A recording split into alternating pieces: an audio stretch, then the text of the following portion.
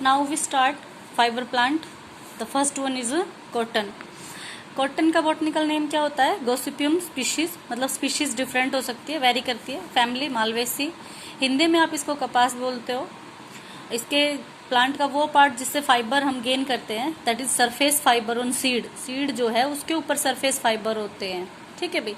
Botanical description की बात करें तो ये हर्ब नहीं होता, ये शर्ब होता है, एनुअल होता है और पेरिनियल होता है। इसकी जो हाइट होती है प्लांट की वो 2 to 6 फीट होती है। इसकी जो लीव्स होती हैं वो लार्ज होती है और पाल्मेटली लोब्ड होती है, मतलब कुछ इस तरीके की शेप देती है जैसे कि हाथ हो, हथेली जैसी शेप उसकी होती है। और जो लीव्स है उसके ऊपर मल्टी सेलुलर हेयर्स प्रेजेंट होते हैं। जो फ्लावर है वो बड़ा होता है, लार्ज होता है, ठीक है, एक्सिलरी होता है। जो फ्रूट है वो कैप्सूल होगा, जिसको आप बोल भी बोल सकते हो। हर एक फ्रूट के अंदर 3 से 5 लोक्यूल होंगे। आपने सेकेंड ईयर क्लास में जब फैमिलीज पढ़ी थी, उन फैमिलीज के अंदर आप लोगों को समझाया भी गया था, प्रियंका मैम ने समझाया था लोक्यूल क्या होते हैं। सीड जो फ्रूट है, इनका फ्रूट के अंदर कुछ पार्टीशन, एक तरीके से अलग, मतलब एक ही फ्रूट के अंदर पार्टीशंस हैं, and the one partition is called one locule. और तो इसके अंदर 3 to 5 लोक्यूल्स होते हैं और लगभग 9 सीड इसके अंदर प्रेजेंट होते हैं। जो मैच्योर सीड होते हैं वो कवर्ड होते हैं विद लॉन्ग थिक व्हाइट और cream coloured surface hair called lint. जो सीड है, सीड किस में प्रेजेंट है? फ्रूट में। और उस फ्रूट के अंदर जो सीड है उसके ऊपर बाहर व्हाइट क्रीमिश कलर के फाइबर्स प्रेजेंट होते हैं, दैट आर कॉल्ड लिंट। और जो सीड के ऊपर छोटे छोटे, बिल्कुल छोटे छोटे जो सीड्स प्रेजेंट, हेयर प्रेजेंट होते हैं, दैट आर कॉल्ड फज। अगर आप लोगों में से किसी ने भैंस को काकड़े डालते हो, काकड़े, बिनोड़ा, जो भी आप बोलते हो, तो आप लोगों ने देखा होगा कि जो बिनोड़ा होता है, काकड़ा होता है, उसके ऊपर कुछ एयर लाइक स्ट्रक्चर प्रेजेंट होते हैं, जो छोटे छोटे एयर होते हैं, उनको हम फज कहते हैं। और जो रुई, जिसको कॉटन आप बोल रहे हो, वो आपकी क्या होती है? लिंट होती है। जो फ्रूट है वो डिसेंस हो जाएगा मैच्योरिटी के टाइम पर, लॉन्गिट्यूडनल वाल्व के को फेस करते हुए, और उसमें से जो है आपकी कपास जो है वो बाहर निकलती है, white fluffy mass of fibre. Cultivation आप लोग 6-7 से पढ़ते आ रहे हो कि कपास की खेती के लिए ब्लैक एल्वेलल सॉइल जो है वो बेटर होती है। इसको जो कपास है, इसको अर्ली स्टेज में तो रिक्वायरमेंट होती है 21 डिग्री सेल्सियस यूनिफॉर्म टेम्परेचर की, लेकिन ये 40 डिग्री तक टेम्परेचर को टॉलरेट कर सकता है। जो इसको रेनफॉल होती है वो 30 to 100 इंचेस की चाहिए होती है। जून जुलाई में इसको क्या करवाया जाता है भाई? बीज इसके ग्रो करवा दिए जाते हैं, ठीक। और इसको मतलब इसकी जो मैच्योर होने का टाइमिंग है वो 4 to 5 मंथ होता है।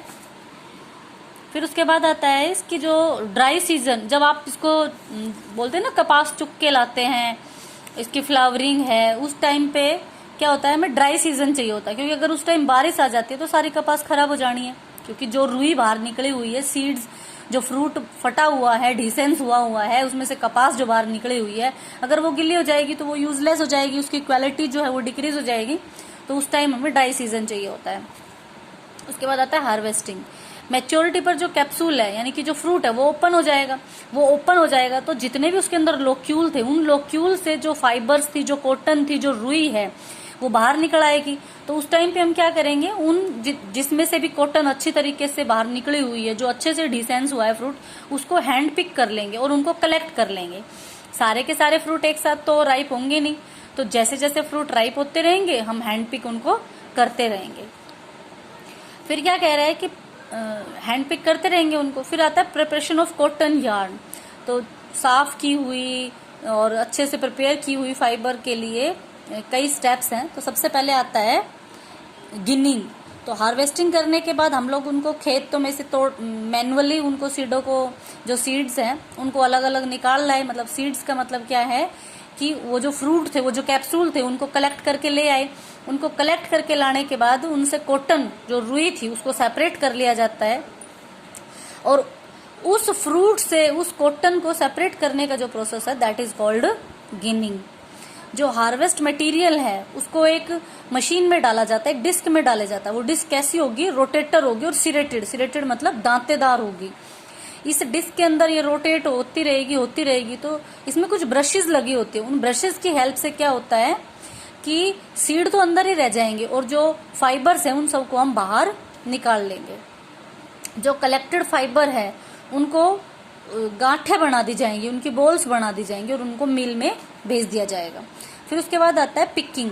पिकिंग में क्या होता है कि इसमें कुछ बीटर्स होते हैं, कुछ पिकर्स होते हैं। वो क्या करते हैं, कॉटन को एक प्लफी सा अपीयरेंस दे देते हैं और उसमें से फॉरेन पार्टिकल, डस्ट वगैरह उन सबको क्या कर देते हैं, बाहर निकाल देते हैं। जैसा कि आप लोग कहते हैं ना, रुई को पिनवाया है। रजाई भरवाने से पहले आप रुई को पिनवाते हो, तो उस पिनवाने का मतलब क्या है कि उस रुई को प्लफी अपीयरेंस दे देना और उसमें से जो गंदगी है, डस्ट है, जो फॉरेन पार्टिकल है, उन सबको बाहर निकाल देना। उसके बाद आता है लैपिंग, कार्डिंग और कॉमिंग। सबसे पहले आता है लैपिंग। लैपिंग में क्या होता है कि जो आपके पास कॉटन है, उसको एक शीट में बदल देना। मतलब उसको एक प्लफी अपीयरेंस से हटा के उसको एक शीट में बदल देना। एक यूनिफॉर्म लेंथ है, इक्वल लेंथ है, उसके अंदर बदल देना। यानी लगभग यहाँ पे ये किया जाता है कि 3 लेयर ऑफ फाइबर को एक बना दिया जाता है। उसके बाद आता है कार्डिंग। कार्डिंग में क्या होता है कि सारे फाइबर को सेपरेट कर लिया जाता है, फिर उनको एक लूज स्ट्रैंड्स के अंदर इकट्ठा कर लिया जाता है और अब इन फाइबर को काटना आसान हो गया है। स्पन मतलब काटना, चरखे में से उनको निकालना, उनसे बुनाई करना वो आसान हो गया है। उसके बाद आता है कॉम्बिंग में क्या होता है, अगर आप किसी फाइबर का कॉम्बिंग कर रहे हो तो उसका क्या मतलब है कि आप उसमें से क्या कर रहे हो, मतलब इक्वल लेंथ के फाइबर को छोड़ रहे हो, लंबी लेंथ वाले फाइबर को तो आप इकट्ठा कर रहे हो और जो शॉर्ट लेंथ के फाइबर हैं उनको आप अलग कर रहे हो। मतलब इक्वल लेंथ के लंबी जो फाइबर हैं उनको इकट्ठा करके एक बंडल बना दिया है, ठीक है भाई, ताकि सारे के सारे जो फाइबर हैं वो एक साथ दिखें अच्छे से, ठीक है भाई। और अब इनको यार्न यानी चरखे में से काटा जाएगा और फिर एक थ्रेड इनकी बना ली जाएगी। कैरेक्टरिस्टिक्स क्या होती है भाई, फाइबर की कैरेक्टरिस्टिक्स क्या होती है कि जो मैच्योर फाइबर है कॉटन का वो ट्रांसलूसेंट दिखाई देगा, फ्लैट दिखाई देगा, ट्विस्टेड दिखाई देगा, लेकिन जो एंड है वो अनट्विस्टेड होंगे और टेपरिंग होंगे।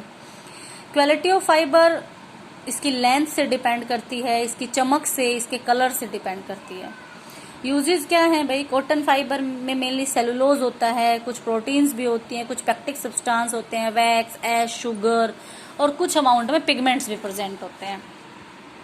तो सबसे पहले तो आप लोगों को ये पता है कि आप कॉटन फैब्रिक जो है उससे धागे बना सकते हो, कारपेट बना सकते हो, ठीक है, रजाइयाँ भरवा सकते हो, पिल्लो भरवा सकते हो, कुशन में कॉटन को आप डलवा सकते हो, ठीक है। अगर किसी सिंथेटिक फाइबर के साथ आप मिक्स कर देते हो कॉटन को तो फैब्रिक की क्वालिटी इंक्रीज हो जाती है, बढ़ जाती है।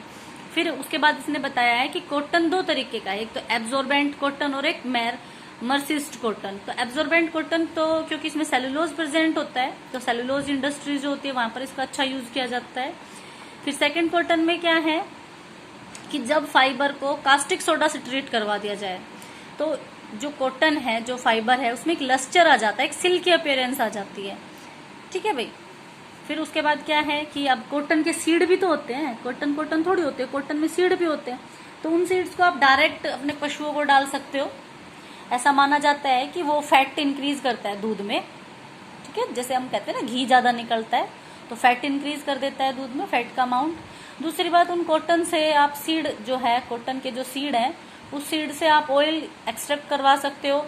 और अगर आप ऑयल एक्सट्रैक्ट करवा रहे हो तो उसमें से जाहिर सी बात है ऑयल केक्स भी निकलेंगे, सीड केक भी निकलेंगे जो पशुओं के लिए यूज होते हैं।